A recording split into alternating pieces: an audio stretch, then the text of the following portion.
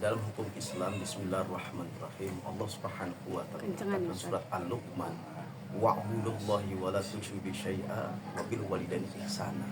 Maka sembahlah Allah Subhanahu wa taala, jangan menyekutukan Allah dengan apapun.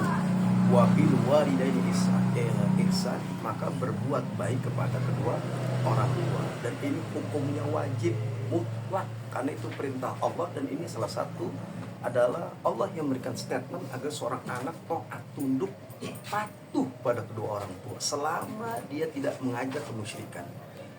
Ya, selama anak di dunia, orang tuanya masih hidup, masih harus ada ketaatan kepada kedua orang tua. Kalau dia menjadi anak durhaka karena suatu sebab, ini hati-hati. Sholatnya kagak diterima, puasanya kagak diterima, zakatnya kagak diterima, umroh hajinya kagak diterima, bahkan semuanya ditolak karena kedurhakaan kepada kedua orang tua. Karena kenapa? Orang tua ini salah satu asbab doa kita diijabah Allah Subhanahu wa taala, dengan asbab pula doa kita tidak terima oleh Allah karena kedurhakaan kepada kedua orang tua. Hukumnya dalam agama wajib untuk taat kepada kedua orang tua. Apalagi orang tua perempuan ya Ustadz, ibu kan yang melahirkan kita gitu, anak.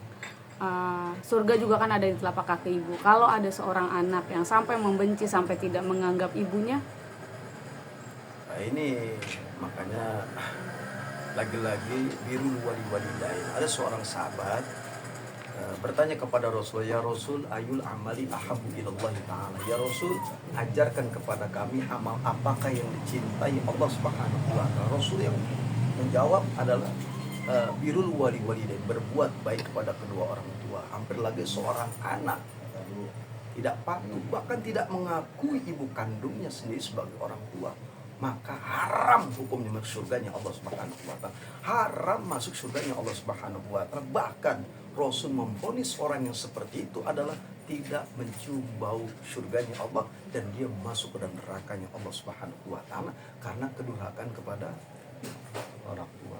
Ya. Kalau sampai anak udah ngelawan banget sama orang tua, terus cara minta maafnya harus nggak sih Ustadz? Cuci kaki ibu, kan ada tuh istilah seperti itu juga. Artinya kan orang tua itu salah satu yang harus kita jadikan ratu dan raja. Bagaimana caranya supaya orang tuanya itu membuka kembali pintu maaf dan dilembutkan hatinya untuk memaafkan anaknya. Terutama seorang ibu, katakanlah, yang memang mengandungnya sampai 9 bulan, payah, lelah, letih, selama dalam kandungan itu dirawat, dididik, dibesarkan supaya anak ini jadi tumbuh anak yang soleha atau anak yang soleh. Nah, ketika anak ini ada rasa salah kepada orang tuanya atau mengecewakan hati kedua orang tuanya atau orang tua kandungnya, bahkan yang tidak diakui sebagai ibu kandung daripada anak tersebut, maka apa yang harus caranya, bagaimana wasilahnya?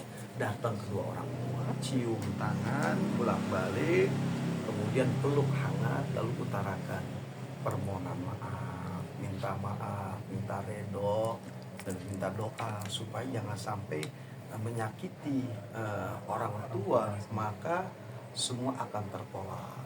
Dan ini salah satu akibat orang yang melawan kedua orang tua. Terlebih seorang anak menyakiti perasaan ibu kandungnya sendiri, maka harus segera, jangan sampai orang tua kandungnya atau ibu kandungnya yang minta maaf pada anaknya, kebalik yang ada anaknya meminta maaf kepada ibunya, ibu kandungnya. Karena apa? Karena kalau sudah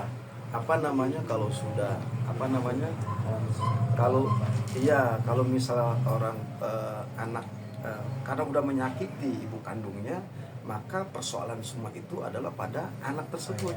Karena ucapan lisannya menyakiti ibu kandungnya, masa ibu kandungnya minta maaf kepada anaknya, tapi anaknya yang harus datang langsung menemui ibu kandungnya karena sudah menyakiti hati perasaan daripada ibu kandungnya, yang sampai Allah mengatakan kedurhakaan kepada anak tersebut. Maka yang sampai air mata ini menetes jatuh ke bumi, kalau sudah jatuh ke bumi, ke tanah, Masya Allah, artinya Allah melaknat dan akan dikecap oleh Allah dengan statementnya anak durhaka yang tidak akan masuk surganya Allah Subhanahu wa taala.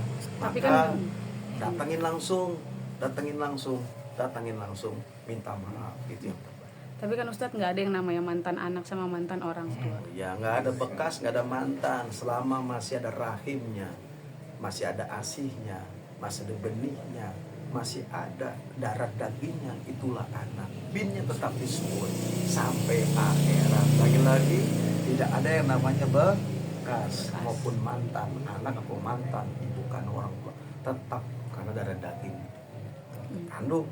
Maka kewajiban adalah si anak ini harus minta maaf secepatnya sebelum datang murka Allah, murka alam, akhirnya bala yang terjadi. Benar nggak, Bagas? Apa nih pendapat Bagas? Sebagai anak gimana nih? Oke, jadi Sebagai anak. berhubung saya juga posisinya sebagai anak yang memiliki kedua orang tua, jadi memang zaman sekarang banyak mungkin udah masanya ya banyak anak yang durhaka, dan itu durhaka bentuknya macam-macam. Dan kalau misalnya dibilang itu wajar, itu sangat tidak wajar sama sekali, karena sebagaimana orang tua terkhusus ibu itu juga yang melahirkan kita, dan kita juga berasal dari rahimnya ibu. Jadi kalau menurut saya seharusnya tidak sepantasnya seperti itu kepada kedua orang tua terkhusus ibu. Dan kalau menurut saya pribadi, mumpung sebelum terlambat, mumpung ibu kita sendiri yang masih ada nih posisinya masih hidup, jadi ya kita berusaha buat meminta maaf kepada beliau, ke ibu kita sendiri, meskipun kita banyak salah kepada ibu kita sendiri ya karena di balik lagi surga di bawah telapak kaki ibu, dan kita harus benar-benar mau gimana pun ibu kita sifatnya gimana, sejelek apapun Ya. itu tetap ibu kita. Artinya al-jannati aqdamil ummahat, surga Iya. di bawah telapak kaki ibu, bukan bapak. Iya. Al-jannati aqdamil ummahat, surga itu ada di telapak kaki ibu, bukan bapak. Artinya kewajiban seorang anak patuh kepada ibu kandungnya. Oke, siapa Bagas ya? Kamu melihat dari kejadian viral ini, kan viral banget nih beritanya. Kamu melihat sebagai anak generasi yang sekarang ini kan, bagaimana sih melihatnya? Miris nggak? Atau kamu pasti tahu nih berita yang viral ini?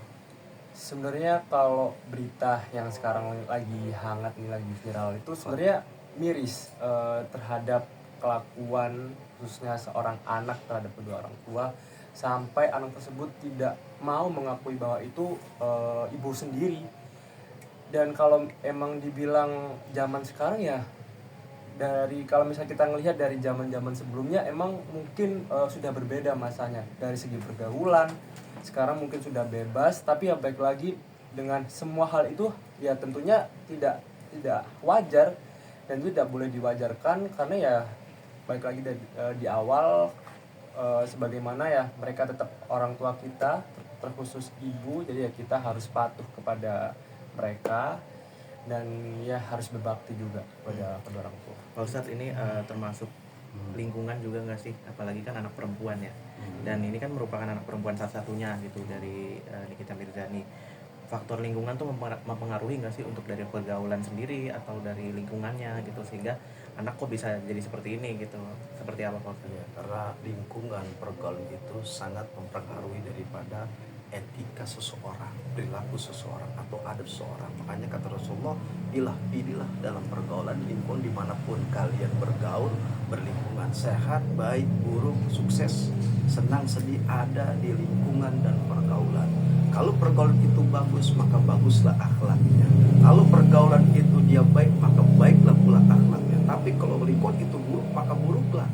Yang terjadi pada akhirnya sesuatu yang namanya virus-virus itu akan mampu mengenai dirinya, dan pada akhirnya dia akan rasa kebenci orang tua, agama jauh dari diri dia, kemudian adab belajar ilmu pun jauh. Bagaimanapun tetap lingkungan pergaulan harus hendaknya kita perhatikan. Orang tua harus ada komunikasi kepada anaknya, anaknya pun harus ada komunikasi dengan orang tuanya. Jangan sampai ketika ada pergaulan orang tuanya membiarkan saja, karena efek dampak itu akan memberikan efek kepada orang tersebut. Pada akhirnya dia tidak mengerti, paham, akhirnya mabok, zina, kemudian korupsi dan sebagainya. Ini mah akibat daripada efek lingkungan yang kurang baik. Nah, oleh karenanya kita dimanapun berada boleh bergaul dengan lingkungan, tapi perlu hendaknya ada sesuatu iman. Iman ini penting. Siapa kita bergaul, dengan siapa kita berteman, maka penting buat kita supaya ada nambah ilmu hasan yang kita dapatkan. Tapi kalau di situ kemobrokan akhlak, ada mabok-mabokan, dugem, ke diskotik, ke klub dan sebagainya, pergaulan yang memang membuat Allah murka, maka terjadilah kebentukan karakter seorang itu. Bahaya. Kalau lingkungan orang sholat, orang zikir, baca Quran, orang itu baik, maka akan baik dan sukses. Maka dia akan menempatkan dirinya tambah cinta kepada orang tuanya.